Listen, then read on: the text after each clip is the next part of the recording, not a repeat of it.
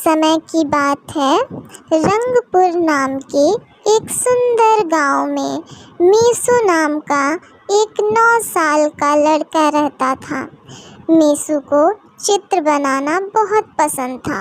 वह हर दिन अपने पुरानी रफ कॉपी में ना जाने क्या क्या रंग भरता, मगर उसके पास अच्छे रंग, ब्रश या नई पेंसिलें नहीं थी। उसका सपना था कि वह दुनिया का सबसे बड़ा चित्रकार बने। और एक दिन इंद्रधनुष नगर में जाकर रंगीलाल से मिले, जिसके पास जादुई रंगों का खजाना था। एक दिन बारिश के बाद मीसू खेत की ओर जा रहा था। तभी उसे एक बूढ़ी औरत दिखाई दी जो कीचड़ में फंस गई थी। मीसू ने बिना कुछ सोचे उसकी मदद की और औरत मुस्कुरा कर बोली, तू अच्छा बच्चा है। ये लो, ये है जादुई पेंसिल। इससे जो भी बन जाएगा वह सच हो जाएगा। लेकिन याद रखना, इसे कभी किसी गलत हाथ में मत इस्तेमाल करने देना। मीसू हैरान रह गया। क्या सच में ऐसा हो सकता है? वह घर जाकर उसने जादू पेंसिल से एक बिल्ला बनाया और पलक झपकाते ही एक बिल्ली म्याऊं करते हुए उसके सामने कूद पड़ी। मीसू की आंखें चमक उठी। मीसू ने पेंसिल से एक उड़ने वाला घोड़ा बनाया। उसकी पीठ पर चढ़ते ही वह बादलों को चीरता हुआ ऊपर उड़ गया। उसने नीचे रंग बिरंगे खेत, नदियाँ, पहाड़ और गांव दिखाई दे रहा था। घोड़ा उसे एक जादुई दरवाजे पर ले गया, जहाँ लिखा था, स्वागत है इंद्रधनुष नगर में। केवल सच्चे दिल वाले ही यहाँ आ सकते हैं। दरवाज़ा खुल गया और मीसू की आंखें खुली की खुली रह गईं। इंद्रधनुष नगर में हर चीज़ रंग बिरंगी थी। बादल गुलाबी, पेड़ नीले और फूलों से संगीत निकलता था।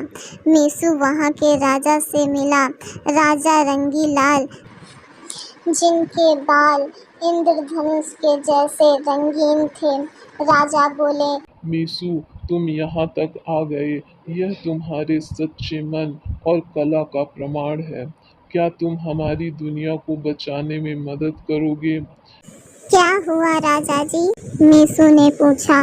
राजा बोले, हमारी दुनिया को एक बुरा जादूगर, काला राक्षस, काला करने की कोशिश कर रहा है।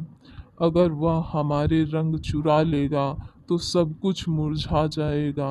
हमें तुम्हारी जादुई पेंसिल चाहिए। मीसू ने हाँ कर दी। राजा रंगीलाल ने उसे एक रंगीन ढाल, एक जादुई ब्रश, तलवार और एक सतरंगी टोपी दी। वह उड़ते उड़ते घोड़े पर सवार होकर अंधेरी घाटी पहुंचा, जहां काला राक्षस अपनी काली हवेली में रहता था। वहां पहुंचते ही धुंध और अंधेरा फैल गया। एक डरावनी हंसी गूंजी। हा हा हा हा हा, एक बच्चा मुझे हराने आया है। हा हा हा हा हा, ये देखो, ये बच्चा मुझे हराएगा। हा हा हा हा हा। फिर काला राक्षस ने काली आंधियां चलाईं, मगर मीसू ने जादुई पेंसिल से एक रंगों की ढाल बनाई, जिसने सारी काली लहरों को सोख लिया। फिर उसने आकाश में इंद्रधनुष बना दिया, जिससे तेज रोशनी निकली और काला राक्षस की आंखें चौधिया गईं। मगर मीसू जानता था कि वह केवल शक्ति से नहीं, बल्कि समझदारी से जीत सकता है। उसने पेंसिल से एक दर्पण बनाया, जो काला राक्षस की परछाई को उसी पर फेंकने लगा। काला राक्षस खुद ही अपने जादू में से उलझ गया। मीसू ने जल्दी से जादुई ब्रश, तलवार से जमीन पर एक रंगीन घेरा बनाया और जैसे ही काला राक्षस उसमें फंसा, वह पत्थर का बन गया। उसके बाद इंद्रधनुष नगर फिर से चमक उठा और राजा रंगीलाल ने मीसू को रंग योद्धा की उपाधि दी और एक विशेष रंगीन किताब दी, कलाओं का रहस्य।